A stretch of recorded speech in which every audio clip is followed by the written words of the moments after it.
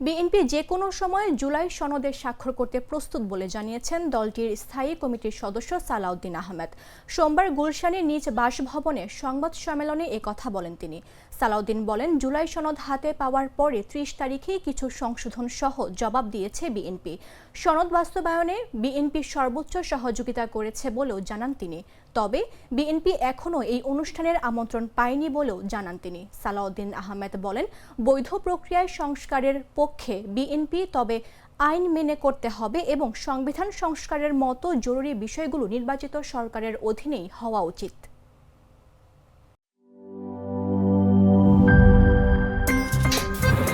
আমার একটা স্মার্ট সিদ্ধান্তে 25% গ্যাসের খরচ কমেছে। ভাবছেন কিভাবে? সাধারণ গ্যাস স্টোভ বদলে আমি এনেছি আরএফএল গ্যাস স্টোভ। এর সাইন্টিফিক নজল ও ব্রাস বার্নার ক্যাপ সমানভাবে তাপ ছড়িয়ে রান্না করে দ্রুত।